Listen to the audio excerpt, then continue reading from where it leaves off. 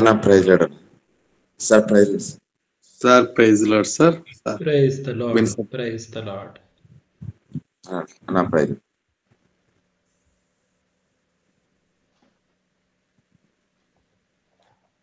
ప్రార్థన చేసుకుందాం.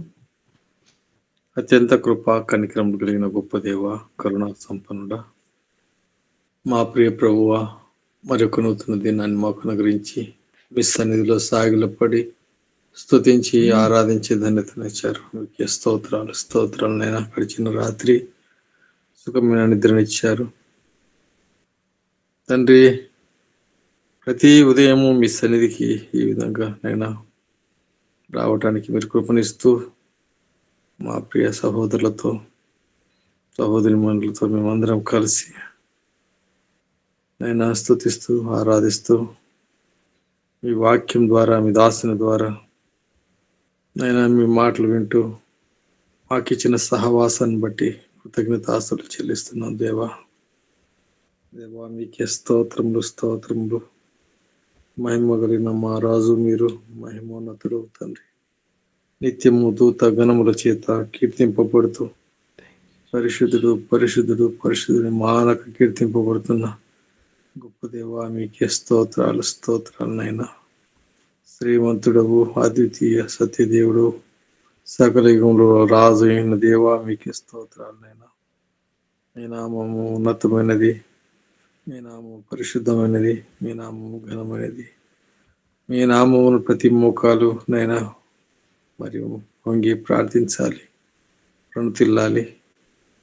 అవునైనా ఎంతో తండ్రి గొప్ప దేవుడు, కృపగలిగిన దేవుడు తండ్రి, సహాయకుడు మీరే. తండ్రి అయిన దేవునిగా, ప్రియకుమారుడైన యేసుక్రీస్తుగా, పరిశుద్ధాత్మ దేవునిగా ఏక దేవా మీకే స్తోత్రములు స్తోత్రములు. మహిమగల రాజా మీకే స్తోత్రాలు, మహిమోన్నతుడా మీకు వందనాలు. మా మంచి కాపరి మీకే స్తోత్రాలు, మా ఆత్మల కాపరి మీకే స్తోత్రాలు, మహిమోన్నతుడా మీకే స్తోత్రాలు. యెహోవా రాఫాగా ఉన్న దేవా మీకు వందనాలు. యెహోవా షమాగా ఉన్న తండ్రి మీకు స్తోత్రాలు. యెహోవా నిషిగా ఉన్న తండ్రి మీకు స్తోత్రాలు.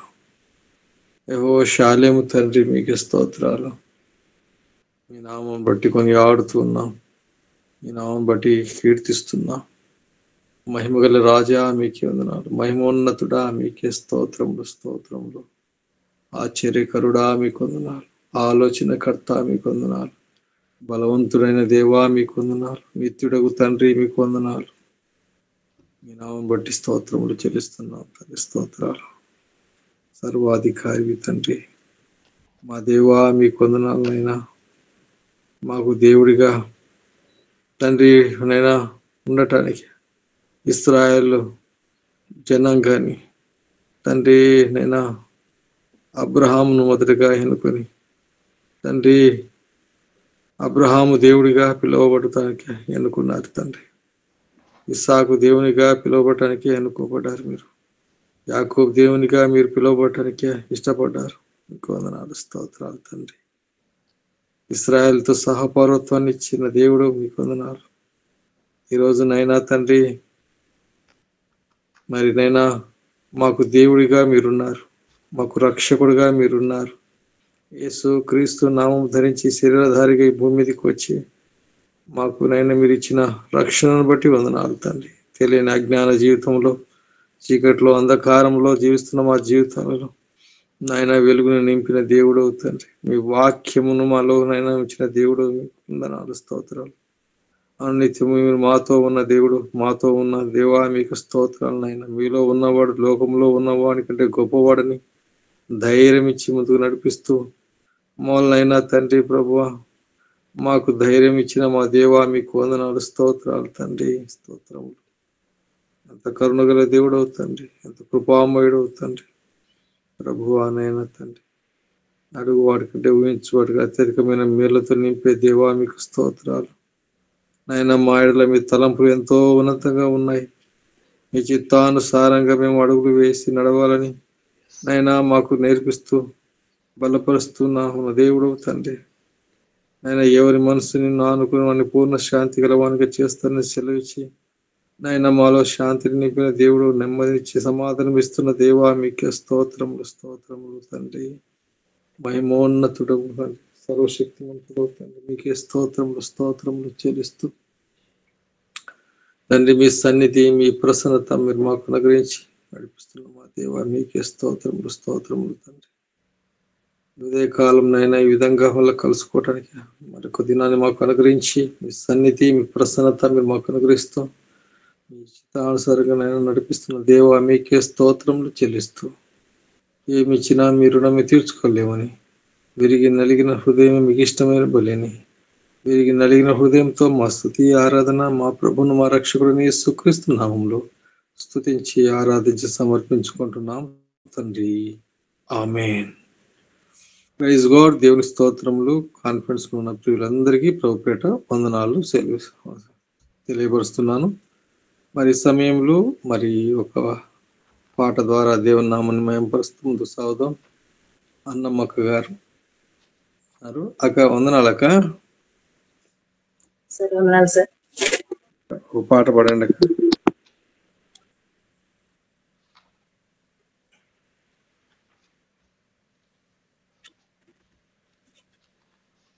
శృతి చేసినే పాడనా స్తోత్రకి భజించినే పొగడనా స్వామి.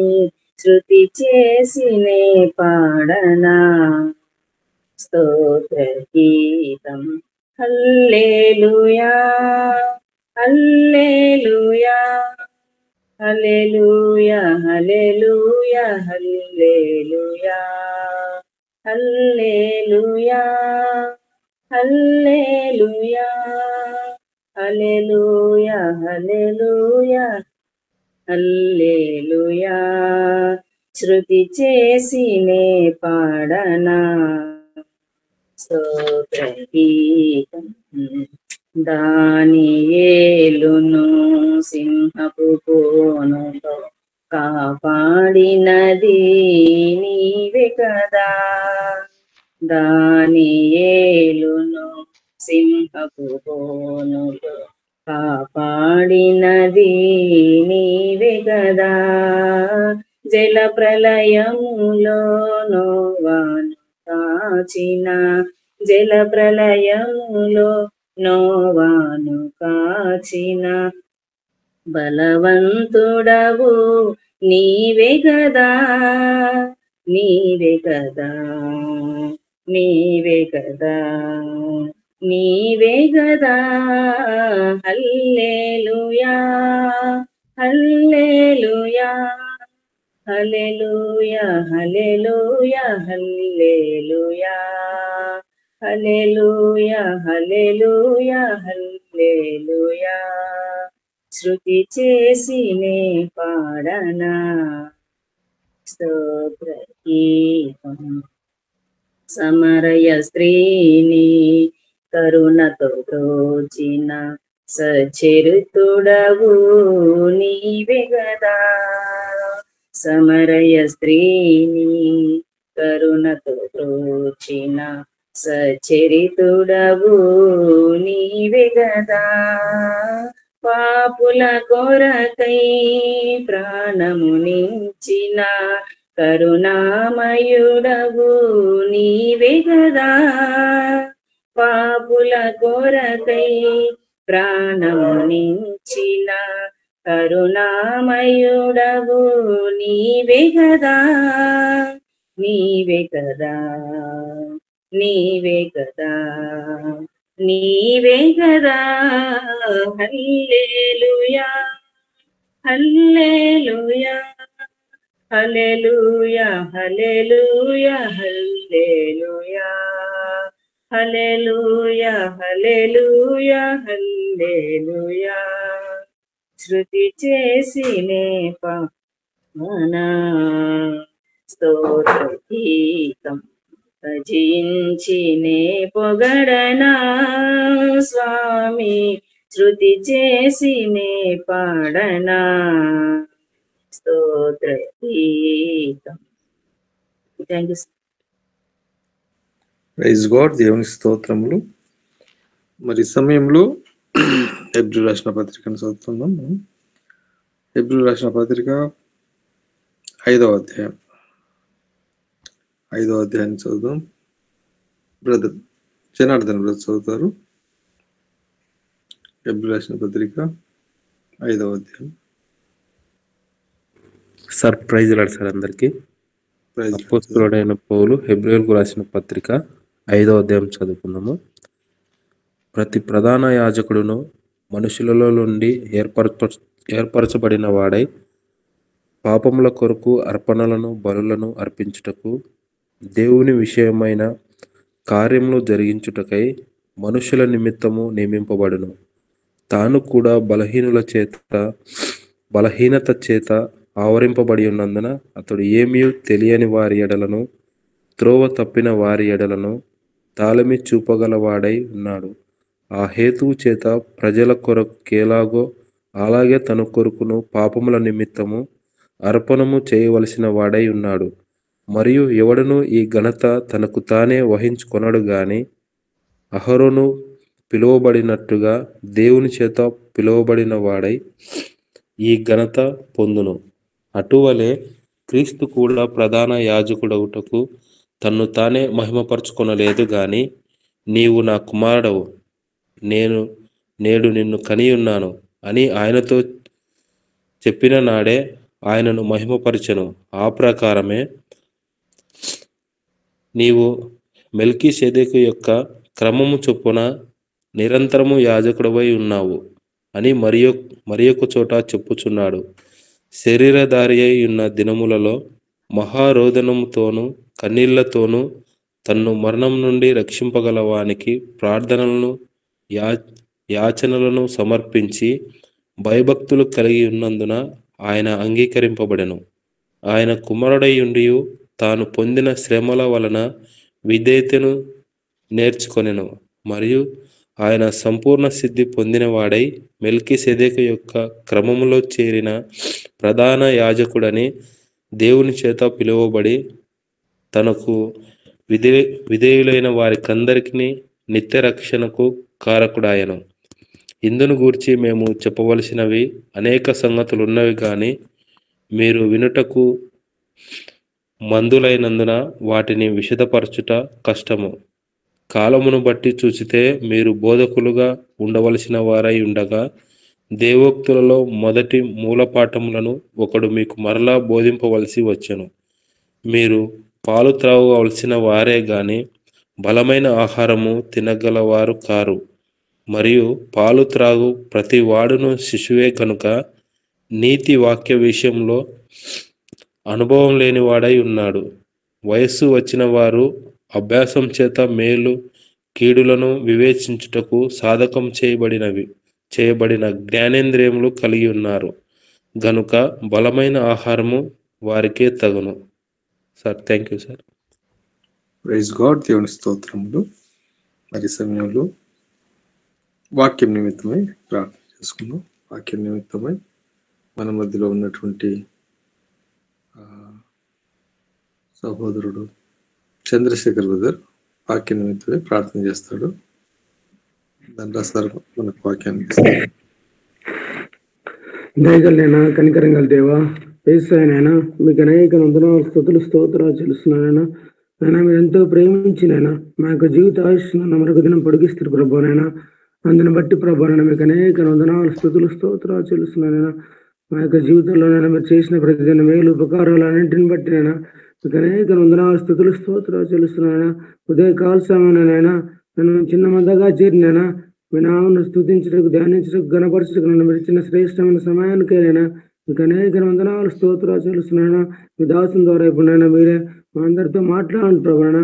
నైనా మీ దాసుని మీ సెలవు చాటును మరుగుపరిచినైనా మీరే ప్రభాన మాకు కావాల్సిన ఆత్మీయ ఆహారమైనా అందరికి సమృద్ధిగా దయచేయండి ప్రభాన. ముందున్న సమయం మా కొరకు దీవెనకరంగా ఆశీర్వాదకరంగా చేయండి ప్రభాన. నా జూమ్ మీటింగ్లో వచ్చేవారు సకాలంలో మీరు నైనా అటెండ్ చేయించండి ప్రభాన. యేసు నామములో నడుచున్నాము తండ్రి. ఆమేన్.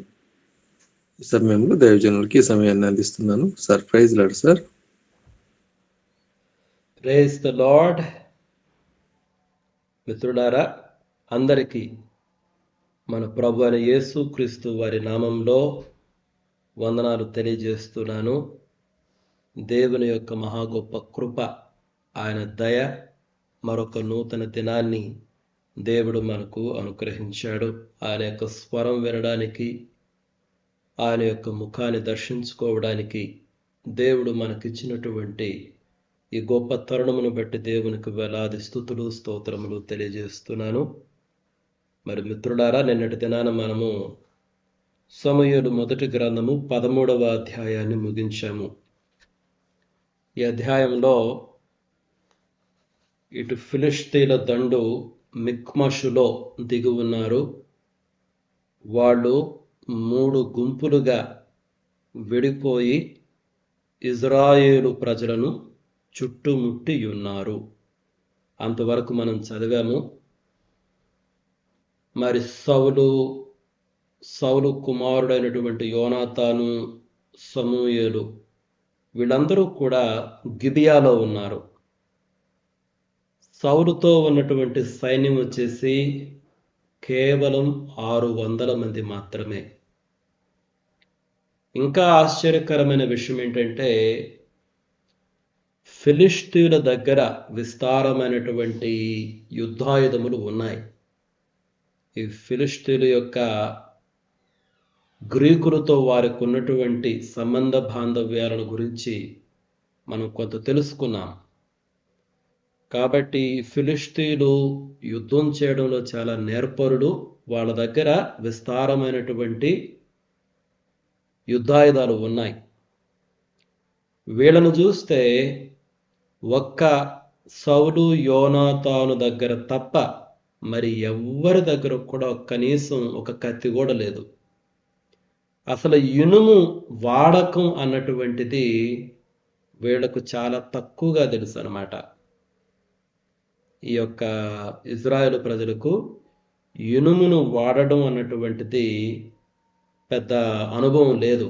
ఎందుకంటే వీళ్ళు కొండల్లో జీవించే ప్రజలు కాబట్టి, పర్వతాల పైన జీవించే ప్రజలు కాబట్టి అంత ఎక్కువ డెవలప్మెంట్ లేదు వీళ్ళల్లో. మీరు ఎప్పుడైనా చూడండి, ఆ టిబెట్, హిమాలయాలు, ఆ కొండల పైన జీవించే వాళ్ళని చూడండి, అంత పెద్ద డెవలప్మెంట్ ఉండదన్నమాట.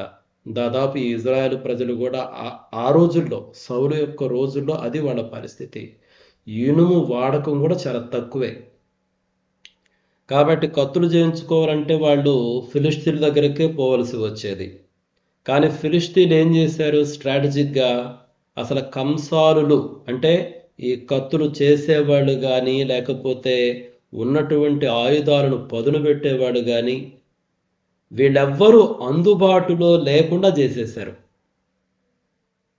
ఇజ్రాయేలు ప్రజలకు ఎవరు అందుబాటులో లేరు. వీళ్ళు కనీసం ఒక కత్తిని పదును పట్టించుకోవాలన్నా కానీ ఫిలిష్తీయుల దగ్గరకు వెళ్లాల్సిన పరిస్థితి. The situation was very strange అనమాట. అది పరిస్థితి మిత్రులారా. కాబట్టి ఇప్పుడు మనం చూస్తే ఒక పక్క శత్రువు వచ్చేసి విస్తారమైనటువంటి ఆయుధాలు కలిగి ఉన్నాడు, విస్తారమైనటువంటి సైన్యాన్ని కలిగి ఉన్నాడు. మరి ఇజ్రాయేలు ప్రజలను చూస్తే ఇటు సైన్యము తక్కువే, మరి ధైర్యం ఏమన్నా ఉందంటే ధైర్యం కూడా లేదు. అందరూ అనేక చోట్ల దాక్కుని ఉన్నారు. కొంతమంది దేశాన్ని విడిచి పారిపోయారు. సౌలు దగ్గర ఉన్నటువంటి 600 మంది కూడా భయంతోనే ఉన్నారు. అది రాయబడింది 13వ అధ్యాయంలో. సో ఈ రెండింటి కంపారిజన్ అన్నటువంటిది చాలా ఇంపార్టెంట్ మిత్రులారా. మరి 14వ అధ్యాయము, ఈ 14వ అధ్యాయాన్ని నేను మొదటి 3 వచనాలు చదువుతున్నాను, చూడండి. ఆ దినము సౌలు కుమారుడైన యోనాతాను తన తండ్రితోనూ ఏమీ చెప్పక తన ఆయుధములను మోయు పడచువారిని పిలిచి అవతలనున్న ఫిలిష్తీయుల దండు కావలి వారిని హతము చేయపోదము రమ్మనెను. సౌలు గిబియా అవతల మిగ్రోనులో దానిమ్మ చెట్టు క్రింద దిగియుండెను. అతని యొద్దనున్న జనులు దాదాపు 600 మంది. షిలోహులో యెహోవాకు యాజకుడగు ఏలీ యొక్క కుమారుడైన ఫీనహాసుకు పుట్టిన ఈకాబోదు యొక్క సహోదరుడైన అహీటూబునకు జననమైన అహియా ఏఫోదు ధరించుకొని అక్కడ ఉండెను. యోనాతాను వెళ్ళిన సంగతి జనులకు తెలియకుండెను. కాబట్టి మొదటి 3 వచనాలను గమనించండి ప్రియమైన మిత్రులారా. ఇక్కడ మనం చూసినప్పుడు యోనాతాను, సౌలు కుమారుడైనటువంటి యోనాతాను ఏం చేస్తున్నాడు అన్నటువంటిది ఈ 3 వచనాలలో ప్రధానమైనటువంటి విషయం. ఇన్ఫాక్ట్ ఈ అధ్యాయంలో ప్రారంభంలో యోనాతాను, అతని యొక్క ధైర్యము, అతని యొక్క విశ్వాసము, అతని యొక్క స్ట్రాటజీ ప్రధానమైనటువంటి విషయం. మీరు మొదటగా చూడండి, యోనాతాన్ అయితే తన తండ్రితో ఏమీ చెప్పకుండా వెళ్ళాడంట. మీరు లాస్ట్లో చూస్తే ఆ 3వ వచనం ఆఖరిలో చూస్తే యోనాతాను వెళ్ళిన సంగతి జనులకు తెలియకుండెను. యోనాతాను వెళ్ళింది కూడా కేవలం తన ఆయుధములను మోయు పడుచువానితోనే వెళ్ళాడు. యోనాతానుతో సైన్యం కూడా లేదు. అసలు ఇజ్రాయెల్ సైన్యమే కుంచుకుపోయింది. స్టార్టింగ్లో అయితే 3,000 మంది ఉన్నారు. మనకు 13వ అధ్యాయం బిగినింగ్ చూస్తే. మరి ఆ తర్వాత చూస్తే ఇప్పుడైతే కరెక్ట్గా యుద్ధ సమయానికి వచ్చేసరికి 600 మందే ఉన్నారు. ఆ ఉన్నటువంటి 600 మంది కూడా భయంతో బిక్కుబిక్కుమంటూ ఉన్నారు మిత్రులారా. అయితే ఒకటేంటంటే యోనాతాను తండ్రితో చెప్పలేదు, మిగిలినటువంటి జనాలకు కూడా తెలియకుండానే రహస్యంగా, అంటే అత్యంత సైలెంట్గా, గోప్యంగా అతను వెళ్ళి ఫిలిష్తీయులను అటాక్ చేయాలనుకున్నాడు. కేవలం అతను మాత్రమే, అతనుకు తోడుంది అతనితో పాటు ఆయుధాలను మోసే వ్యక్తి. కాబట్టి ఇక్కడ యోనాతాను గురించి మనం కొంచెం ఆలోచన చేయాలి. అతనుకున్నటువంటి ఆ ధైర్యాన్ని, విశ్వాసాన్ని ఒకసారి గమనించడం మిత్రులారా. ఎంత ధైర్యం ఉండాలి పోయి ఫిలిష్తీయులను అటాక్ చేయాలంటే. వాళ్ళు చాలా యుద్ధంలో నేర్పరుడు. ఫిలిష్తీయులు విస్తారమైనటువంటి యుద్ధాయుధములు కలిగినటువంటి వారు. ఆల్రెడీ ఇజ్రాయెల్ ప్రజలు భయంతో బిక్కుబిక్కుమంటూ ఉంటే యోనాతాను మాత్రం ధైర్యముతో వెలిగిపోతున్నాడు. దేశమంతా భయం యొక్క గుప్పిట్లో ఉంది. ఇజ్రాయేలు దేశమంతా భయము యొక్క గుప్పిట్లో ఉంది. భయము యొక్క గుప్పిట్లో ఉన్నటువంటి దేశంలో ఒక వ్యక్తి ఉన్నాడు, ధైర్యముతో, విశ్వాసముతో వెలిగిపోతూ ఉన్నాడు. ఆ పిక్చర్ని మీరు మీ మనసులో ఊహించుకోవాలి. ఎంత వండర్ఫుల్ కదా. దేశమంతా భయం యొక్క గుప్పిట్లో ఉంది. జనాలు దాంకోని స్థలం లేదు. ఇళ్ళు వదిలిపెట్టిపోయారు, దేశం వదిలిపెట్టిపోయారు. కత్తిబొట్టుకు కత్తులే లేవు. సరే, వ్యవసాయ పనిముట్లనే ఆయుధములుగా ధరించినటువంటి వారు, మేము సైనికులు అని చెప్పుకున్నటువంటి వాళ్ళు కూడా భయంతోనే ఉన్నారు. అటువంటి దేశంలో, అటువంటి ప్రజల మధ్య ఒక యవనస్తుడున్నాడు. ధైర్యముతోటి, విశ్వాసముతోటి, నమ్మకముతోటి మనము యుద్ధానికి పోదాము అన్నటువంటి ఇదిలోనే ఉన్నాడు. వెలిగిపోతున్నటువంటి ఒక యవనస్తుడు యోనాతాను మిత్రులారా. It's an amazing picture you see. రెండోది ఏంటంటే, ఇతడు చాలా సైలెంట్గా వెళ్ళాలనుకున్నాడు. ఓహో నేను పోతున్నాను ఓహో అని ఒక బోర ఊదించలా. చాలా సైలెంట్గా వెళ్ళాలనుకున్నాడు, పని చేసుకొని రావాలనుకున్నాడు. మరి ఇతని విశ్వాసం ఏంటి మిత్రులారా? ఇక్కడ మన పరిచర్యకు అవసరమైనటువంటివి చాలా పాఠాలు ఉన్నాయి చూడండి. ఒక్కొక్కసారి మనము ఎన్ని రకాల కంప్లైంట్స్ ఉంటాయో. ఒక పని చేయాలంటే, ఒక ప్రాంతానికి వెళ్ళి సువార్తను ప్రకటించాలంటే ఎన్ని ప్రశ్నలు, ఎన్ని భయాలు, ఎన్ని అనుమానాలు, ఎన్ని కంప్లైంట్లు. కానీ ఈ మనిషి, యాక్చువల్గా ఇజ్రాయేలు పరిస్థితి అలానే ఉంది. అన్నీ కంప్లైంట్లే. సౌలు రాజుతో మొదలు పెడితే అందరూ కంప్లైంట్లే, అందరూ భయమే, అందరూ అనుమానాలే. కానీ ఈ మనిషి మాత్రం సైలెంట్గా ఉన్నాడు. తనతో ఉన్నటువంటి వాడు ఒకడే, ఆయుధాలు మోసే వ్యక్తి. ఆ ఒకడితో పోవాలనుకున్నాడు, అటాక్ చేయాలనుకున్నాడు. మిత్రులారా, there is something that we need to think about this young man. ఈ యవ్వనస్తుని గురించి మనం ఆలోచన చేయాలి. ఈ యవ్వనస్తునికి దేవుని యందు విశ్వాసం ఉన్నది. మీరు తర్వాత చదివితే అర్థమవుతుంది. We will read anyhow. కాబట్టి మొట్టమొదటిది ఈ యొక్క యవ్వనస్తుని గురించి ఆలోచించాలి. ఈ యవ్వనస్తుడు డబ్బాలు కొట్టుకునే యవ్వనస్తుడు కాదు. నేను పోతున్నాను హో అని అందరికీ ప్రకటించే యవ్వనస్తుడు కాదు. చాలా సైలెంట్గా పని చేసుకొని రావాలనుకునే యవ్వనస్తుడు. సువార్త పరిచర్యలో, మన జీవితంలో, దేవుని రాజ్యము కొరకు మనము చేయుచున్నటువంటి పోరాటములో సైలెంట్గా పని చేసుకొని రావాలి. నేను వస్తున్నాను హో అని మనం డప్పులు కొట్టనవసరం లేదు మిత్రులారా. అది ప్రమాదానికి కారణం. నేను చాలాసార్లు మీకు అదే చెప్పేది. చాప కింద నీరులాగా పరిచర్య చేయాలి. మనం పోయేది తెలియకూడదు, వచ్చేది తెలియకూడదు. చాలాసార్లు అందుకే ఈ పాంఫ్లెట్స్ అని, ఈ ఫ్లెక్సీలని ఇవన్నీ వద్దు, స్టేజీలు కూడా వద్దని చెప్పేవాడిని నేను. పరిచర్య జస్ట్ నువ్వు దేవునితో కలిసి వెళ్ళు అంతే. నీతో దేవుడు ఉన్నాడా లేడా అంతే. దేవుడు నీతో ఉంటే చాలు. ఎవరు వచ్చినా రాకపోయి నువ్వు వెళ్ళు. అయితే అందరిని పిలవాల్సిన బాధ్యత ఉంది. ఒంటరిగా వెళ్ళాలని కాదు, అందరిని పిలవాలి. అయితే వాడు వస్తారా రారా అన్నటువంటిది వాళ్ళ ఇష్టము. మన విశ్వాసము, మన దృష్టి మాత్రం దేవుని పైన ఉండాలి. దేవునితో కలిసి అడుగులేసుకుంటూ పరిచర్యకు వెళ్ళిపోవాలి మిత్రులారా. ఇంకొక విషయం ఏంటంటే, ఇక్కడ ఆయుధాలను మోసే ఒక పడుచువాడున్నాడు. ఇతడు కూడా చాలా వండర్ఫుల్ మ్యాన్. నిజంగా నాయకునికి తగినటువంటి సేవకుడే. ఆ రోజుల్లో చూడండి, ప్రతి అధికారికి కూడా ఆయుధాలను మోయడానికి ఒక వ్యక్తి ఉండేవాడు. ఈ ఆయుధాలు మోయడానికి ఉన్నటువంటి వ్యక్తిని మనం పర్సనల్ అసిస్టెంట్ అనొచ్చు. ఈ రోజులో పర్సనల్ అసిస్టెంట్స్ ఉంటారు కదా. ఈ ఆయుధాలు మోస్తున్నటువంటి ఈ పడుచువాని మనము పర్సనల్ అసిస్టెంట్ అని కూడా అనొచ్చు మిత్రుడారా. అయితే వీళ్ళు చాలా షార్ప్గా ఉండాలి. చూడండి, వాళ్ళ అధికారులకు వీళ్ళు సపోర్ట్ చేయాలి, వాళ్ళ ఆయుధాలను మోయాలి. అంత మాత్రమే కాదు, వాళ్ళకు సంబంధించినటువంటి అనేక అడ్మినిస్ట్రేటివ్ వర్క్స్ను కూడా వాళ్ళు చేయాల్సి ఉంటుంది. కాబట్టి ఒక్కొక్కసారి వారి అధికారుల యొక్క ప్రాణం వీళ్ళపైన ఆధారపడి ఉంటుంది, వీళ్ళంతా షార్ప్గా ఉన్నారని. కాబట్టి ఆయుధాలను మోసే వ్యక్తులు కూడా చాలా ఇంపార్టెంట్ మిత్రులారా. మనకు కూడా సువార్త పరిచర్యలో మనతో పాటు కలిసి నడిచి వచ్చేవాళ్ళు ఎంత షార్ప్గా ఉన్నారన్నది ఇంపార్టెంట్.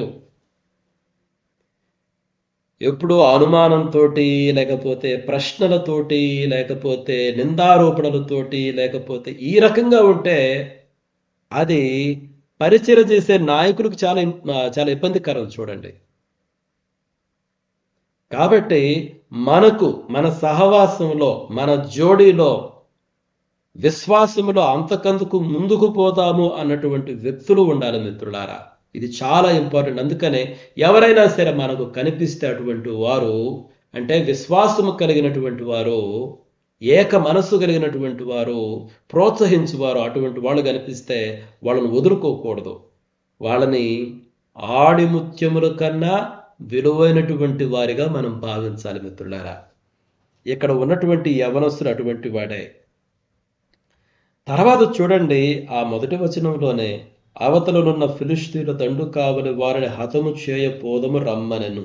ఈ మాటలనేది ఎవరు? యోనాతాను. ఎంత ధైర్యం అండి యోనాతానుకి. నేను ఈ విధంగా అనుకుంటున్నాను, యోనాతాను he knows the history of Israel. వారి చరిత్ర ఏంటో యోనాతానుకు తెలుసండి. మీరు తర్వాత చదివితే మీకు అర్థమవుతుంది. వాళ్ళ చరిత్ర తెలుసు, దేవుడు చేసినటువంటి గొప్ప కార్యాలు తెలుసు, మోషే కాలంలో దేవుడు చేసినటువంటి కార్యాలు తెలుసు, ఆ తర్వాత న్యాయాధిపతుల కాలంలో దేవుడు చేసినటువంటి అద్భుత కార్యాలు కూడా తెలుసు. ఇక్కడ 600 మంది ఉన్నారు అంటే, ఇప్పుడు సౌలుతో ఉన్నటువంటి సైన్యం 600 మంది కదా. నాకు అనిపిస్తుంది 600 మందిని చంపినటువంటి ఒక న్యాయాధిపతి ఉన్నాడు, ఆయన షంగరు. మనం ఒకసారి చదువుతామా? అది న్యాయాధిపతుల గ్రంథం 3వ అధ్యాయం 30వ వచనం ఎవరైనా చదువుతారా? న్యాయాధిపతుల గ్రంథము 3వ అధ్యాయము 30వ వచనం ఎవరైనా చదవండి.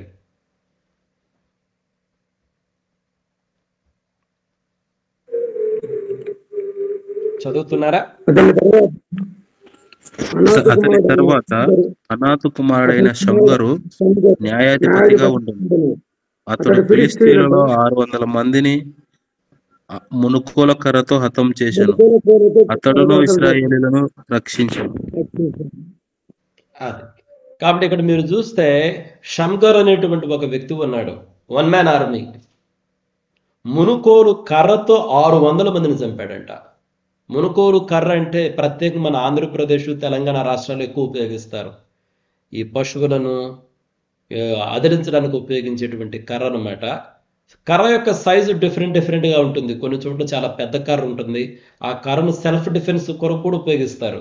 కేవలం పశువులను అదిలించడానికే కాదు కానీ సెల్ఫ్ డిఫెన్స్ కొరకు కూడా ఆ కర్రను ఉపయోగిస్తారు కొన్ని చోట్ల. అటువంటి కర్రతోటి 600 మందిని చంపాడంట.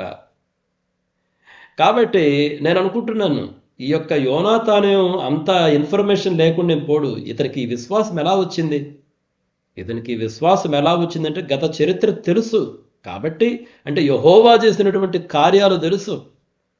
ఇతనికి ముందు నివసించినటువంటి నాయకులు ఏ విధంగా దేవుని ద్వారా అద్భుత కార్యాలు చేశారో ఆ విషయాలు ఇతనికి తెలుసు కాబట్టి ఇతనికి అంత ధైర్యము విశ్వాసం వచ్చిందని నేను అనుకుంటున్నాను.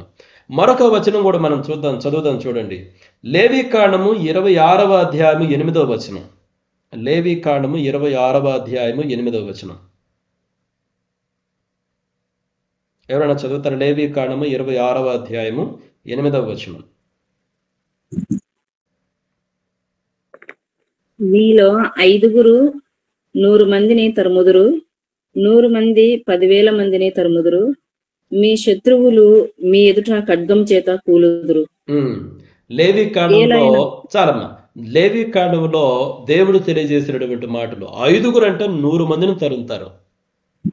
5 100 మందిని తరుముతారు.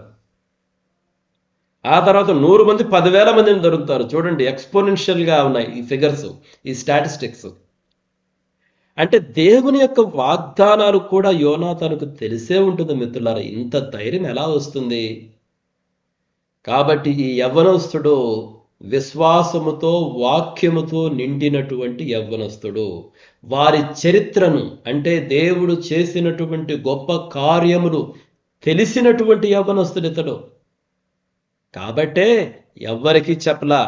అటు తండ్రికి చెప్పలేదు, ఇటు వాళ్ళ దేశ ప్రజలకి చెప్పలేదు.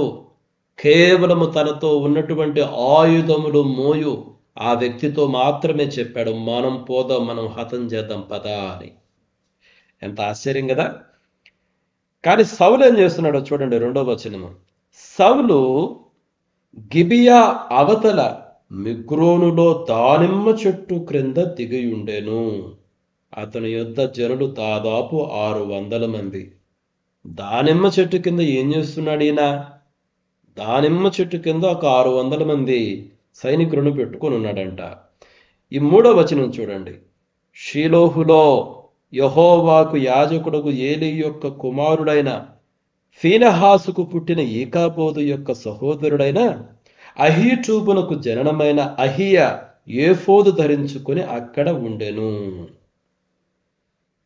మీరు ఈ 14వ అధ్యాయం అంతా చదివితే అసలు ఈ అహీటూబుకు జననమైన అహియా యొక్క పాత్ర ఏమి లేదు. ఈ యుద్ధంలో ఆయన పాత్ర పెద్దగా ఏమి లేదు. కానీ ఎందుకు ఇక్కడ 3వ వచనంలో ఈయన గురించి వ్రాయబడింది? అది ప్రశ్న. ఈ యుద్ధంలో ఈ అహియా పోషించినటువంటి పాత్ర ఏమి లేదు మిత్రులారా. కానీ ఇతను పుట్టు పూర్వోత్తరాలు, ఇతని యొక్క వంశము ఏలీ నుంచి మొదలుపెట్టి రాయడం జరిగింది. ఎందుకు రాయడం జరిగింది మనం గమనించాలి. ఈకాబోదు అన్నటువంటి పేరు చాలా ప్రాముఖ్యమైన పేరు. దేవుని మహిమ వారి యొద్ద నుండి వెళ్ళిపోయింది. ఆ వంశములో వచ్చినటువంటి ఒక వ్యక్తి ఉన్నాడు, అహియా. ఇతడు ఏఫోదు కూడా ధరించుకొని ఉన్నాడు. ఇతడు ఎవరితో పాటు ఉన్నాడు? దానిమ్మ చెట్టు క్రింద కూర్చొని ఉన్న సౌలుతో పాటు ఉన్నాడు. దాని అర్థం ఏంటి అంటే సౌలు విషయం తెలియజేయటం ఒక ఇండైరెక్ట్ వే అన్నమాట. సౌలు నుంచి దేవుని మహిమ వెళ్ళిపోయింది. సైనికులను కూర్చోబెట్టుకుని ఉన్నాడు. ఒక 600 మంది సైనికులను పెట్టుకుని సౌలు దానిమ్మ చెట్టు క్రింద ఉన్నాడు. కానీ అతని ఆధ్యాత్మిక పరిస్థితి ఏంటంటే ఈ అహియా ద్వారా మనకు అర్థమవుతుంది, బహుశా దేవుని మహిమ అతనను విడిచిపోయింది. అది అక్కడ పాఠం. ఎందుకంటే ఆ తర్వాత అసలు ఈ అహియా గురించి పెద్ద ఇన్ఫర్మేషన్ ఏమి లేదు. ఈ యుద్ధంలో ఎందుకు ఇతను గురించి రాశారు? ఇతను ఏలి యొక్క వంశంలో వచ్చాడని, ఏకాబోదు వంశానికి ఆ యొక్క సహోదరునికి సంబంధించిన వాడని ఇంత ఇన్ఫర్మేషన్ ఎందుకు రాశారంటే there is something the author is conveying. ఇక్కడ ఈ గ్రంథకర్త ఏదో ఒక విషయాన్ని తెలియజేస్తున్నాడు. ఏం తెలియజేస్తున్నాడు? దేవుని మహిమ వెళ్ళిపోయింది. ఎవరి దగ్గర నుంచి? సౌలు దగ్గర నుంచి. మనం కూడా ఒక్కొక్కసారి మిత్రులారా మన పరిస్థితి కూడా ఇలానే ఉంటుందేమో భయమేస్తుంది. మనం భయపడాలి కొన్ని విషయాలు. చూడండి, దేవుడు మనకు పరిచర్యనిచ్చినప్పుడు భయంతో చేయాలి, ఆశతో పరిచర్య చేయాలి, ఆకలితో పరిచర్య చేయాలి. ఆహా, నాకింత గొప్ప భాగ్యమును ఇచ్చాడు కదా అని సంతోషంతో పరిచర్య చేయాలే కానీ మనము మన కళ్ళతో చూసి ఇక్కడ ఏమున్నాయి, ఇక్కడ ఏమి లేవు, నాతో ఎంతమంది సైనికులు ఉన్నారు, మా దగ్గర ఎన్ని యుద్ధాయుధాలు ఉన్నాయి, వాళ్ళ దగ్గర ఎంతమంది ఉన్నారు, వాళ్ళ దగ్గర ఎన్ని యుద్ధాయుధాలు ఉన్నాయి, మా దగ్గర డబ్బులు ఉన్నాయా, మా దగ్గర రిసోర్సెస్ ఉన్నాయా, ఈ రకంగా క్యాలిక్యులేట్ చేసుకుంటూ ఉంటే ఒక దినాన మనకు వచ్చిన పిలుపు పోతుంది. చూడండి, దేవుని పరిచర్య చేయాలనుకున్నవాడు కేవలం అతని దృష్టి దేవుని పైనే ఉండాలి. నాకింత గొప్ప భాగ్యము, నాకింత గొప్ప పిలుపు, ఆహా నేనెంత ధన్యుణ్ణి, దేవుడు తన తోటి పని చేయడానికి, తన పొలములో పని చేయడానికి నన్ను పిలిచాడు అన్నటువంటి కృతజ్ఞతా భావంతోనే వెళ్ళాలి మిత్రులారా.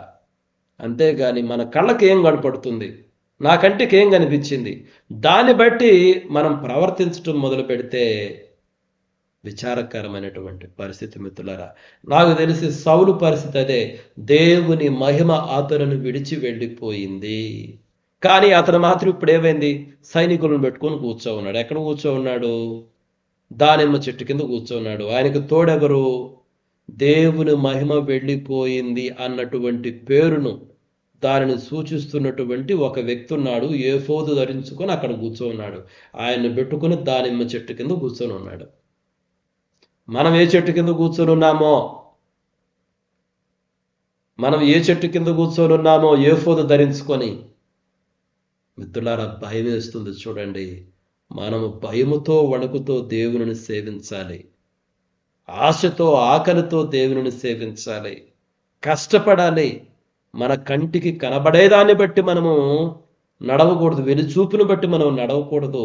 దేవుని పైన మన దృష్టిని పెట్టి నడవాలి. చూడండి, ఇక్కడ ఈ కంపారిజన్ అదే. ఈ మూడు వచనాలలో యోనాతానికి సౌలుకి మనం కంపేర్ చేయాలి. తండ్రి ఎలా ఉన్నాడు, కొడుకు ఎలా ఉన్నాడు. కొడుకు ఎవరికి చెప్పలా, చాలా సైలెంట్గా ఉన్నాడు. కానీ కొడుకు హృదయంలో విశ్వాసం ఉన్నది, విశ్వాసము నుండి పుట్టినటువంటి ధైర్యము ఉన్నది. కాబట్టి శత్రువు చాలా బలవంతుడైనప్పటికీ, శత్రువు యుద్ధంలో నైపుణ్యత కలిగినటువంటి వాడైనప్పటికీ, దేశమంతా భయం యొక్క గుప్పెట్లో ఉన్నప్పటికీ ఇతడు మాత్రము విశ్వాసముతో ధైర్యముతో ప్రకాశిస్తూ ఉన్నాడు. ఇంకా ఆశ్చర్యకరమైన విషయం ఏంటంటే ఇతడితోటి ఉన్నటువంటి యుద్ధాయుధములు మోయివాడు కూడా అలానే ఉన్నాడు. చూడండి, ఒక మంచి జోడి. కానీ తండ్రి దేవుని మహిమ వదిలిపోయింది. దానిని సూచిస్తున్నటువంటి ఒక వ్యక్తి ఉన్నాడు. అహియా ఏఫోదును ధరించుకొని ఉన్నాడు. 600 మంది సైన్యాన్ని తీసుకొని ఉన్నాడు. దానిమ్మ చెట్టు కింద కూర్చొని ఉన్నాడు. అసలు దానిమ్మ చెట్టు కింద నీడ వస్తుందంటారా? దానిమ్మ చెట్టు ఆకులు మా తోటలో ఉండేది ఇక్కడ. కాబట్టి అది ఈ యొక్క 3 వచనాల్లో చాలా ఇంట్రెస్టింగ్ అనిపించింది నాకు మిత్రులారా. తర్వాత 4-5 వచనాలు చూడండి. యోనాతాను ఫిలిష్తీయుల దండు కావలి వారున్న స్థలమునకు పోజూచిన దారియగు కనుమల నడుమ యువతల ఒక సూదిగట్టును అవతల ఒక సూదిగట్టును ఉండెను. వాటిలో ఒకదాని పేరు బొస్సేసు, రెండవ దాని పేరు సెనే. ఒకదాని కొమ్ము మిక్మషు ఎదుట ఉత్తరపు వైపునను, రెండవ దాని కొమ్ము గిబియా ఎదుట దక్షిణపు వైపునను ఉండెను. కాబట్టి ఇక్కడ యోనాతాను ఫిలిష్తీయుల వైపునకు ఇక నడవటం ప్రారంభించాడు, అటాక్ చేయడానికి ప్రారంభించాడు. అడుగులు వేయటానికి ప్రారంభించాడు. అది అంటే యోనాతాను మొదటి అడుగులు వేశాడు. యోనాతాను తన అడుగులు వేశాడు. దేవుడు ఆ అడుగులను గైడ్ చేస్తున్నాడు. యోనాతాను ఒక మంచి స్ట్రాటజిక్ పొజిషన్ కనుక్కున్నాడు. చూడండి, ఏంటంటే ఒక సన్నటి దారి అంట అది. ఆ దారికి అటు ఇటు 2 ఎత్తైన కొండల్లాంటివి ఉన్నాయి. అందుకనే అక్కడ ఏమనుంది చూడండి, 2 సూది లాంటి అక్కడ ఏమనుందంటే సూది గట్టు. చూడండి, కనుమల నడుమ యువతల ఒక సూదిగట్టు, అవతల ఒక సూదిగట్టు. సూదిగట్టు అంటే సన్నగా పైకి పోయకుంది, సన్నగా కోపుగా తయారైంది అంటారు. చూడండి, నేనేం చేశానంటే ఈ ప్రజెంటేషన్లో నేను అది మీకు చూపిద్దామని తయారు చేస్తాను. Let me share my presentation. నేను మీకు చూపిస్తాను. Just wait a minute.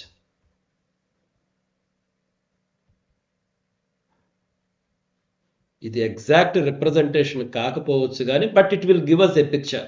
For example ఇక్కడ చూడండి, ఇక్కడ ఒక కొండ ఉంది, ఇక్కడ ఒక కొండ ఉంది. ఈ 2 కొండలు ఈ సూది గట్టులు. అఫ్కోర్స్ ఇంకా పెద్దగా ఉన్నాయిలే. యోనాతాను వెళ్ళినటువంటి ఆ సూది గట్లు కొంచెం చిన్నవే అయి ఉండొచ్చు, మరి ఇంత ఎత్తుగా ఉండకపోవచ్చు అనుకుంటున్నా, నాకు తెలియదు. మొత్తానికి చూడండి, వీటి మధ్య సన్నటి దారి ఉంది.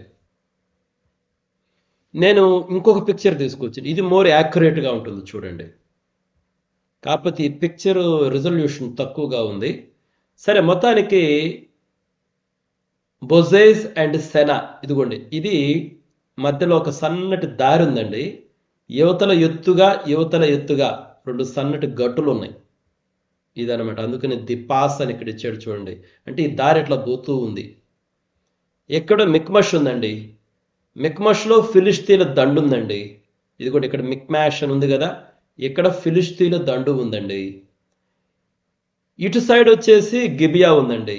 ఈ గిబియాకి మిక్మష్కి మధ్యలో ఈ కనుమలు ఉన్నాయి, ఈ సూది గట్టులు, ఈ సన్నని దారి ఉందండి. కాబట్టి గిబియాకి మిక్మష్కి మధ్యలో ఉన్నాయి. కాబట్టి యోనాతాను తన ఆయుధాలు మోసేవాడితో వచ్చేసి ఈ యొక్క కనుమలు, ఈ సన్నటి చిన్న దారిలో నడుస్తున్నాడు. ఇక్కడ నుంచి తొంగి చూస్తూ ఉన్నాడు. ఇది ఒక స్ట్రాటజిక్ పొజిషన్ అనమాట ఆయనకి. కాబట్టి ఈ సూది గట్టుల పేర్లు మనకి చదివితే ఆ లొకేషన్ ఎటువంటిదో అర్థమవుతుంది. బొస్సేసు, మొదటి దాని పేరు బొస్సేసు, రెండో దాని పేరు సెనే. బొస్సేసు అంటే దాని అర్థం ఏంటంటే, నేను ఇంగ్లీష్లో రాశాను, షైనీ, గ్లిటరింగ్, హైట్ అంటే ఎత్తైనటువంటిది. షైనీ మేబీ కొంచెం కఠినమైనటువంటి రాతితో కూడినటువంటిదేమో, మొత్తానికి ఎత్తైనటువంటిదే, అది షైనీ బొస్సేసు అంటే. సెనే అంటే థార్నీ ఆర్ థార్న్ బుష్, ముళ్ళ పొదలతో నిండినటువంటిది. కాబట్టి ఈ గట్టులు ఎలా ఉన్నాయంటే కొంచెం ముళ్ళ పొదలతో ఉన్నాయి, గట్టి షైనింగ్ రాయి ఉండొచ్చు, ఎత్తైనటువంటిది, నేరోగా ఉన్నటువంటి ప్లేస్లేనండి. రైట్. కాబట్టి ఈ నేరో పాస్ బహుశా ఈ విధంగా ఉండి ఉండొచ్చు. Right, I'm closing this just to give you A picture I have. కాబట్టి యోనాతాను తన దగ్గర ఉన్నటువంటి వారిని తీసుకొని అడుగులు వేయటం ప్రారంభించాడు. ఒక మంచి స్ట్రాటజిక్ పొజిషన్కి వచ్చాడు, ప్లేస్కి వచ్చాడు. అక్కడ నుంచి తొంగి చూస్తున్నాడు శత్రువులను అన్నమాట. రైట్, 6-7 వచనాలు కూడా చదువుతాను. చూడండి, 6-7 వచనాలు. యోనాతాను, ఈ సున్నతి లేని వారి దండు కాపురుల మీదకు పోదము రమ్ము, యెహోవా మన కార్యమును సాగించునేమో. అనేకుల చేతనైనను కొద్దిమంది చేతనైనను రక్షించుటకు యెహోవాకు అడ్డమా అని తన ఆయుధములు మోయువానితో చెప్పగా, అతడు, నీ మనస్సులో ఉన్నదంతయు చేయుము, పోదము రమ్ము, నీ ఇష్టానుసారముగా నేను నీకు తోడుగానున్నానని అతనితో చెప్పాను. అద్భుతమైన మాటలండి. బైబిల్లో కొన్ని మాటలు ఎప్పటికీ మనం మర్చిపోకూడదు, గుర్తుపెట్టుకోండి. ఇవి అద్భుతమైనటువంటి మాటలు ఇవి. యోనాతాను ఏమంటున్నాడు? ఈ సున్నతి లేని వారి తండు కాపురుల మీదకు పోదము రమ్ము. ఆ మాటల అర్థం ఏంటి? మనం చాలాసార్లు దావీదు గొలియాతు, దావీదు గొల్యాతు ఆ స్టోరీ పిల్లలకు బాగా చెప్తానే కానీ ఒక మాట నెగ్లెక్ట్ చేస్తామండి. దావీదు అన్నటువంటి మాట ఏందో తెలుసా? సున్నతి లేని ఈ ఫిలిష్తీయుడు అంటాడు ఒక మాట. దాన్ని హైలైట్ చేయాలి మనం. అంటే దావీదు ఏం చెప్తున్నాడంటే, మేము ఇజ్రాయేలు ప్రజలము సున్నతి కలిగినటువంటి వారిమి, అంటే దేవునితో ఒక నిబంధనలో ఉన్నటువంటి వారిమి. ఈ ఫిలిష్తీయులు వీళ్ళేమైనా దేవునితో నిబంధనలో ఉన్నారా? మరి దేవునితో నిబంధనలో లేనటువంటి వారు దేవునితో నిబంధనలో ఉన్నటువంటి వారి మీదకు వచ్చి తొడలు కొడతారా? ఛాలెంజ్లు చేస్తారా? అది దావీదు అక్కడ అన్నటువంటిది. ఎగ్జాక్ట్గా దావీదు కన్నా ముందు యోనాతాన్ ఆ మాటలు అన్నాడు చూడండి. యోనాతాన్ అన్నటువంటి మాటలు చూడండి. ఈ సున్నతి లేని వారి దండు కాపురుల మీదకు పోదము రమ్ము అంటే అర్థం ఏంటి? యోనాతాను హృదయములో దేవుని గురించిన జ్ఞానము ఉన్నది, దేవుని యందు విశ్వాసము ఉన్నది. మనము దేవునితో ఒక నిబంధనలో ఉన్నాము.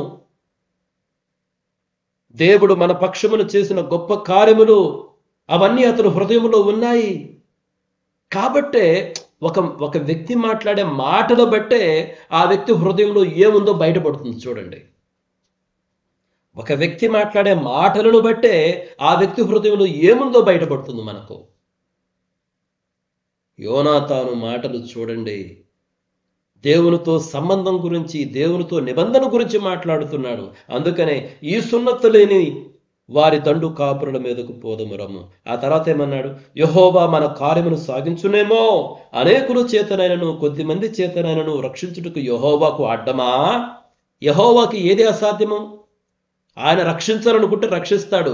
ఇక్కడ ఎంతమంది ఉన్నారన్నది కాదు, అది పాయింట్. అక్కడ the number doesn't matter, statistics doesn't matter. వాళ్ళు ఎంతమంది, మనం ఎంతమంది, వాళ్ళ దగ్గర ఏం ఆయుధాలు ఉన్నాయి, మన దగ్గర ఏం ఆయుధాలు ఉన్నాయి, వాళ్ళు ఏ పొజిషన్లో ఉన్నారు, మనం ఏ పొజిషన్లో ఉన్నాము, వాళ్ళకి ధైర్యం ఉందా, మనకు ధైర్యం ఉందా, వాళ్ళకు భయం ఉందా, మనకు భయం ఉందా, ఇవన్నీ అనవసరం అండి. ఇవన్నీ అనవసరం. రక్షించేది దేవుడు. కొద్ది మంది చేతనను ఎక్కువ మంది చేతనైనను రక్షించడానికి దేవునికి అడ్డమా? అబ్బా ఏంటండి, ఎంత అద్భుతం కదా. ఈ సందర్భంలో రోమిలకు రాసిన పత్రికలో ఒక మాట ఉంటుంది చూడండి, ఎవరైనా చదువుతారా? రోమిలకు రాసిన పత్రిక 8వ అధ్యాయము 31వ వచనం. రోమిలకు రాసిన పత్రిక 8వ అధ్యాయం 31వ వచనం. ఇట్లుండగా ఏమందుము? దేవుడు మన పక్షము ఉండగా మనకు విరోధి ఎవడు? తన సొంత కుమారుని అనుగ్రహించుటకు వెనుక తీయక మన అందరి కొరకు ఆయనను అప్పగించిన వాడు ఆయనతో పాటు సమస్తమును మనకెందుకు అనుగ్రహింపడు? చాలు. ఇట్లుండగా మనం ఏమందుము? దేవుడు మన పక్షమును ఉండగా మనకు విరోధి ఎవరు? ఈ సత్యమే కదా యోనాతాను యొక్క మాటల్లో కనిపిస్తుంది. కొద్ది మందితోనైనను ఎక్కువ మందితోనైనను రక్షించడం దేవునికి అడ్డమా? దేవుడు మన పక్షాన ఉంటే ఎవరు మనకు విరోధి? మనకైతే ఈ రోజుల్లో చదవడానికి రోమిలకు రాసిన పత్రిక ఉందండి. ఆ రోజుల్లో యోనాతానుకు ఉందా? అఫ్ కోర్స్ వాళ్ళకి ఆ దినాలలో ఉందంతా దేవుడు చేసిన కార్యములు. మరి మనకున్నంత విరివిగా లేవు ఆ రోజుల్లో. వాళ్ళకి పాత నిబంధన గ్రంథం, లేఖనాలు కూడా చాలా తక్కువే, మనకున్నంత విరివిగా లేవు. అయితే ఓరల్గా చెప్పేవాళ్లే. కాబట్టి యోనాతాను హృదయంలో దేవుడు చేసిన గొప్ప కార్యాలన్నీ ఉన్నాయండి. కాబట్టి అంటున్నాడు, యెహోవాకి ఏమి అడ్డం? ఎందుకు మా నాన్న పోయి దానిమ్మ చెట్టు కింద కూర్చున్నాడు? దానిమ్మ చెట్టు కింద 600 మందిని పెట్టుకొని కూర్చుంటే ఆ 600 మంది గడగడలాడుతూ ఉన్నారు. జనాల ఇళ్ళు వదిలి దేశం వదిలి పారిపోయారు. మనం పోదాం పద, మనం పోయి హతం చేద్దాం. యెహోవా మన పక్షానింటి ఎవరు మనకు విరోధి? నంబర్తో పనేంటి? అబ్బో ఎంత గొప్ప మాటలండి ఇవి, ఎంత గొప్ప మాటలు ఇవి. మిత్రులారా, నా ప్రియమైన మిత్రులారా వినండి. మన మాటలు ఇలా ఉండాలి, మన హృదయము మన మనసు ఇలానే ఉండాలి. యెహోవా మనకు తోడుంటే ఎవరు మనకు విరోధి? యెహోవా రక్షించాలనుకుంటే ఏమి అడ్డం? ఎటువంటి మాటలండి. అయితే ఆ పనివాడు అన్నటువంటి మాటలు కూడా ఒకసారి గమనించి మనం ముగించుకుందాము. ఆ పనివాడు అంటే ఆయుధాలు మోయేవాడు. అప్పుడు ఆయుధాలు మోసేవాడు ఏమన్నాడు చూడండి, నీ మనస్సులో ఉన్నదంతయు చేయము, పోదము రమ్ము, నీ ఇష్టానుసారముగా నేను నీకు తోడుగా ఉన్నానని అతనితో చెప్పాను. ఐకమత్యం అంటే ఇదండి. అతని విశ్వాసానికి, యోనాతాను విశ్వాసమునకు తగినటువంటి విశ్వాసం కలిగినటువంటి వాడు ఈ ఆయుధాలు మోసేవాడు. నీ మనస్సులో ఉన్నదంతా చేయి, నేను నీకు తోడుగా ఉన్నా. నువ్వేమనుకుంటావు అది చేయి, నేను నీకు తోడుగా ఉన్నా. వాట్ ఏ వండర్ఫుల్ పేర్ అండి. ఇలా ఉండాలి చూడండి సహవాసంలో. ఒకరికి ఒకరు మాట కలుపుకొని పోవాలండి. ఒకరు ఇంకొకరు అడ్డమైతే ఎట్లా? ఇప్పుడు ఒకరొక పని చేయాలనుకున్నప్పుడు ఇంకొకరు అడ్డం పెడితే ఎలా? నిజంగా ఇక్కడ ఈ పనివాడు అడ్డం పెడితే, నేను మీకు రేపటి దినాన్ని ఈ యుద్ధాన్ని వివరిస్తాను. అసలు యోనాతాను కొడుతూ ఉంటే వెనక వీడు చంపుతూ ఉన్నాడంట ఆయుధాలు మోసేవాడు. అది ఒక టీం ఉండాల్సిన విధానం. ఒకరికి ఒకరు బలపరుచుకుంటూ, ప్రోత్సాహపరుచుకుంటూ ముందుకు సాగి పరిచర్య చేయాలి. కానీ ఒకరికి మరొకరు అడ్డంగా ఉండకూడదు. ఒకరు చేసే పనిని మరొకరు అడ్డుకోకూడదు. మిత్రులారా, మన సహవాసం ఎవరో విషయం తర్వాత, మన సహవాసం ఎలా ముందుకెళ్ళాలి, మన టీం ఎలా ముందుకెళ్ళాలి, మన పరిచర్య ఎలా ముందుకెళ్ళాలి, ఇక్కడ దేవుడు చెప్తున్నాడు మనకి, నేను కాదు. దేవుడు చెప్తున్నాడు, పాఠాలు తీసుకోండి, విశ్వాసంతో ముందుకు సాగండి, ఒకరిని ఒకరు బలపరుచుకోండి, ఐకమత్యంతో ఉండి. యోహాను సువార్త 14వ అధ్యాయం చదవండి. యేసయ్య ప్రార్థన ఏంటి? తండ్రి, నీవును నేనును ఎలాగూ ఏకమై ఉన్నామో వీరును మనలాగనే ఏకమై ఉండాలన్నటువంటిది నా ప్రార్థన. వీళ్ళు కూడా ఐకమత్యంతో ఉండాలి, ఏకమై ఉండాలి, ఏక హృదయము ఏక మనస్సును కలిగి ఉండాలి. తండ్రి, నీవును నేనును ఎలాగూ ఏకమై ఉన్నామో అలాగే వీళ్ళు ఏకమై ఉండాలి. అది యేసుక్రీస్తు ప్రభువారి ప్రార్థన అండి. ఎప్పుడో తెలుసా యేసయ్య ప్రార్థన చేసింది? ఇక ఆ పస్కా పండగ రోజు ఇక ఆయన పట్టిస్తారు, ఆ రాత్రే పట్టుకుంటారు. ఆ రోజు ఆ రొట్టెను ద్రాక్షరసాన్ని ఇచ్చిన తరువాత ఆయన ఒక ప్రార్థన చేస్తాడు. మనం సాధారణంగా ఆయన రొట్టె ద్రాక్షరసం ఇచ్చిన తర్వాత డైరెక్ట్గా ఇంక గెత్సెమనే మనకే పోతాడు అనుకుంటాం. కానీ ఆ మధ్యలో ఒక ప్రార్థన చేశాడు, ప్రధాన యాజకుని ప్రార్థన. ఆ ప్రధాన యాజకుని ప్రార్థనలు ఆయన చేసింది ఇదే: తండ్రి, నీవును నేనును ఎలాగూ ఏకమై ఉన్నామో వీరు కూడా ఏకమై ఉండులాగున చేయమని ప్రార్థిస్తున్నాను. ఐకమత్యం, ఏకత్వం. సైతానుడు ఎప్పుడు ఏం చేస్తాడో తెలుసు? మొదట ఐకమత్యాన్ని బ్రేక్ చేస్తాడు. సైతానుడు బయట నుంచి అటాక్ చేస్తే మనం ఎదుర్కోవచ్చు, కానీ వాడేం చేస్తాడు? వాడు లోపల అటాక్ చేస్తాడు. లోపల ఎలా? మొదట చైన్స్ని బ్రేక్ చేస్తాడు, సంబంధ బాంధవ్యాలను బ్రేక్ చేస్తాడు, ఒకరి ఎడల మరొకరికి శత్రుత్వం కలిగిస్తాడు, అయిష్టతను కలిగిస్తాడు. ఒకరి మాట ఇటుంటే ఇంకొకరి మాట అటు. ఇక్కడ ఆయుధాలు అన్న మోసేవాడు చెప్పిన మాట చూడండి: నీ మనస్సులో ఉన్నదంతా చెయ్యి, పోదము రమ్ము, నీ ఇష్టానుసారముగా. ఆ పదాలు చూడండి.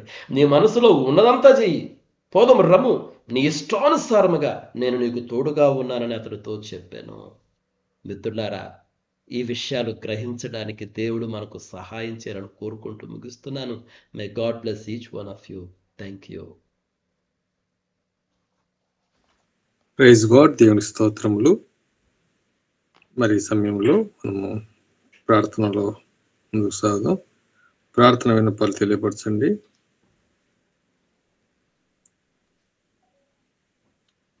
యథావిధంగా మనం ప్రార్థన చేస్తున్నటువంటి ప్రార్థన అంశాలతో పాటు ఇంకేమైనా ఉంటే తెలియపరచండి.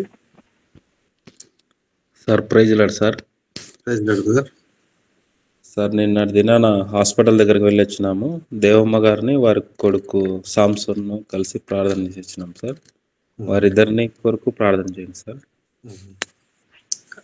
అదే యథావిధంగా మనం ప్రార్థిస్తున్నటువంటి వాళ్ళు మరి నిన్నటి దినం మరి దేవమ్మక్క కాలికి గాయమైంది. మరి సహోదరులు వెళ్ళి వచ్చారు. అలాగే బాబు దేవమ్మ కుమారుడు ఎడమకాలు కాస్త బోన్ బెండుగా ఉందని చిన్న ఆపరేషన్ అంటున్నారు. ప్రార్థన చేయండి. తర్వాత సహోదరుడు ఆనంద్ కొరకు ప్రార్థన చేయండి. మన కరుణాకర్కి ఫ్రెండ్ మరి హాస్పిటల్లోనే ఉన్నాడు. చాలా కొద్దిగా ఎక్కువగా సర్జరీ జరిగింది, అయితే కొద్దిగా ఇన్ఫెక్షన్ అయింది. మరి ప్రార్థనలో జ్ఞాపకం చేసుకున్న ఆనంద్ కోసం కూడా ప్రార్థన చేయండి. ఉచితమైతే హాస్పిటల్కి వెళ్ళి కూడా కలిసి వద్దాం, ప్రార్థన చేసి. సార్ వందనాలు సార్. వందనాలమ్మా. అది ఆపరేషన్ ఏం లేదులా సార్, ఒక మిషన్ పెట్టి ఇంటికి పంపించినారు. అట్లనమ్మా. సార్ ఇదేం చిత్రం అదే. Okay okay. కానీ దేవుడు మరి బిడ్డ ఎడలో చాలా గొప్ప ప్రణాళిక ఉంది అక్క, ధైర్యంగా ఉండండి. నేను హాస్పిటల్కి వెళ్ళింటే ఎంత ఆసక్తితో ఆ అబ్బాయి ప్రార్థన చేపించుకొని బాగా మాట్లాడుతూ దేవుని ఎడలో ఉన్న ఆసక్తి అతనిలో కనపడింది. దేవుని ఎడలో ఒక గొప్ప ప్రణాళిక ఉందమ్మా, మీరు ధైర్యంగా ఉండండి. బిడ్డను కూడా గొప్పగా చేస్తాడు దేవుడు. అదే చిన్న మెదడు కొంచెం ఎదుగుదల తక్కువ ఉంది సార్. అయినా పర్వాలేదమ్మా, దేవుడు సాయం చేస్తాడు ఖచ్చితంగా. దేవుని ప్రణాళికలో ఉన్నాడు బిడ్డ. ఫిట్స్ కూడా వస్తుంటది. ప్రార్థనలో పెడతాం రోజు, మన అనుదిన ప్రార్థనలో రెగ్యులర్ గా ప్రార్థన చేస్తామమ్మా. దానికి ప్రైవేట్ లో చూపిస్తున్నా. దేవుడు కార్యం చేస్తాడు, ధైర్యంగా ఉండండి మీరు. అదే బాబు విషయంలో కూడా కొద్దిగా జస్ట్ మానసిక స్థితిలో కూడా దేవుడు తన్ని దర్శించి ముట్టి, దేవుడి ప్రణాళికలో ఉన్నటువంటి ఆ బిడ్డను దేవుడే ఒక ప్రణాళికను బట్టి నడిపిస్తాడు. ప్రార్థనలో జ్ఞాపకం చేసుకోనండి. అలాగే రెగ్యులర్ గా మనం ప్రార్థన అంశాలు జరుగుతున్నాయి. మరి ముందున్న దినాల్లో అనగా ఇప్పుడు ఈ నవంబర్ 15 తర్వాత కానీ 20 తర్వాత కానీ ఇంకా సపోజ్ క్రిస్మస్ స్టార్ట్ అవుతుంది. అయితే ఈ సందర్భంగా సువార్తను ప్రకటించటానికి మనం ప్రజల్లోకి వెళ్తాము. ఇది దృష్టిలో ఉంచుకొని మనము ఎక్కువగా ప్రార్థించండి. ఏ ప్రాంతాల్లో పెట్టాలో కుటుంబాలను ఆధారం చేసుకొని మరి సువార్త అందించడానికి రానున్న దినాల్లో ఈ నెలంతా, అంటే డిసెంబర్ మాసం అంతా కూడా, నవంబర్ 25 నుంచి ఎక్కువగా మరి డిసెంబర్ లాస్ట్ వరకు కూడా మనం నూతన సంవత్సరంలో అడుగుపెట్టేంత వరకు ఏవైతే మీటింగ్స్, కాటేజ్ మీటింగ్స్ అయితేనేమి, సపోజ్ క్రిస్మస్ అయితేనేమి, వీటినన్నిటిని కూడా మనం ప్రణాళిక ప్రకారంగా ప్రార్థన పూర్వకంగా మనం ముందుకు సాగుదాం. ప్రార్థనలో జ్ఞాపకం చేసుకోనండి. సమయంలో మనల్ని ప్రార్థనలో నడిపించడానికి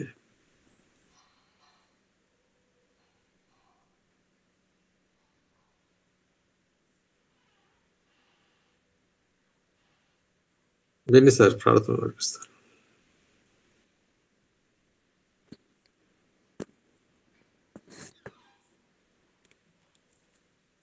బెన్ని సార్.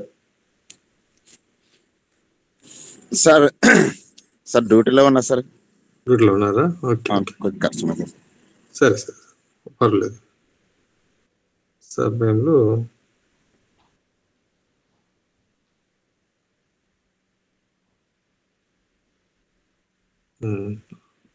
పాస్టమ్మ గారు, విజయమ్మ గారు ప్రార్థన నడిపిస్తారు.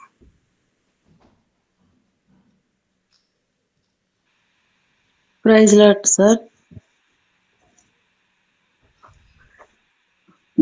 ప్రార్థన చేయండి.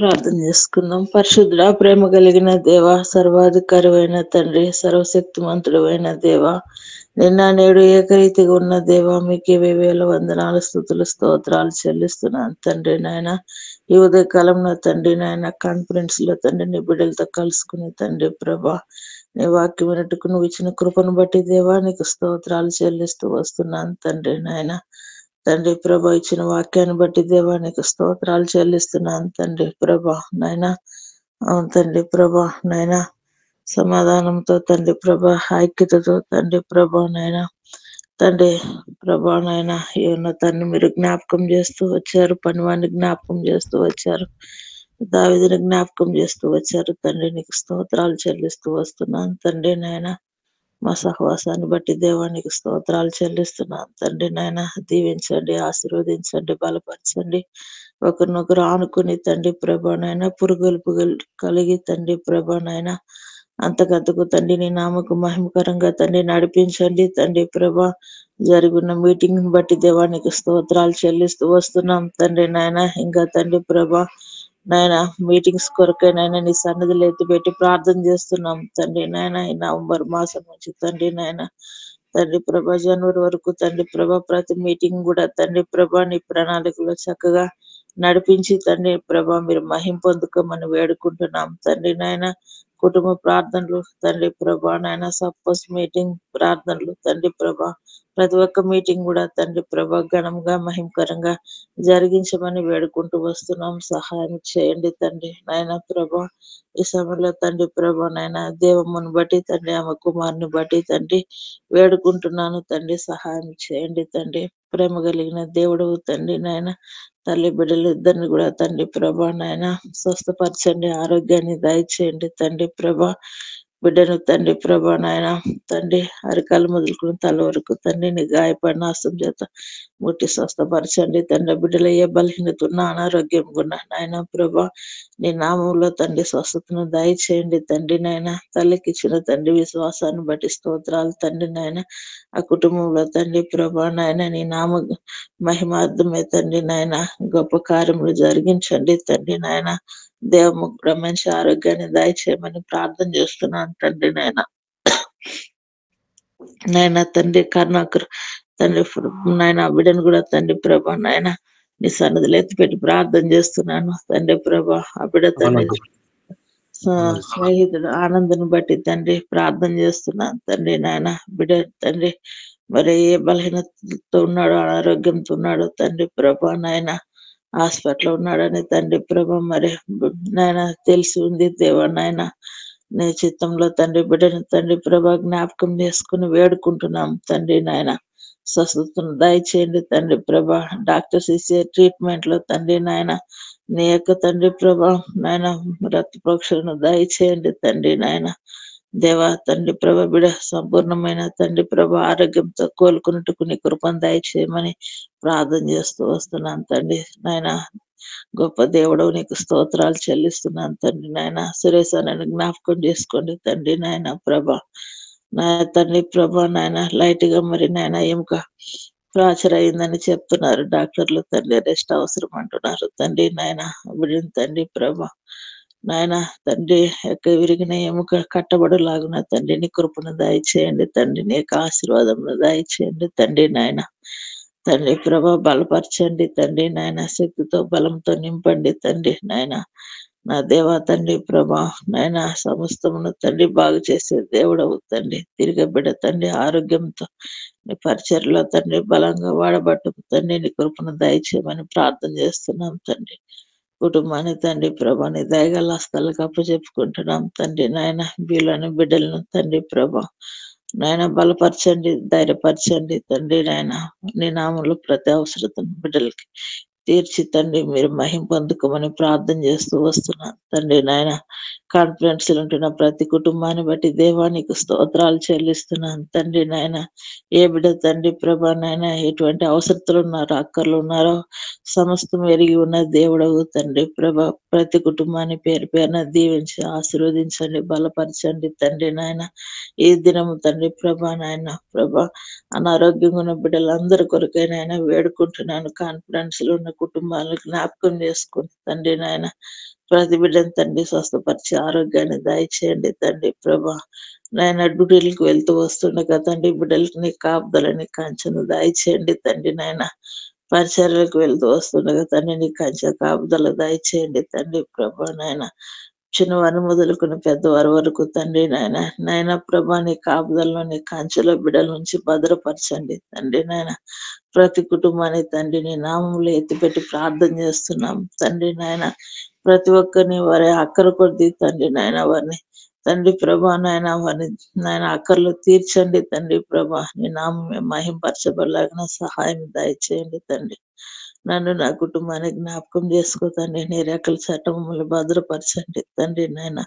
నీ కృపలో తండ్రి ప్రభా జ్ఞాపకం చేసుకోమని తండ్రి కొద్ది ప్రార్థనను మా ప్రభు మా రక్షకుడు అయిన యేసయ్య పరిశుద్ధమైన నామంలో ప్రార్థించి దీనులమై అడిగి వేడుకుంటున్నాం పరమ తండ్రి.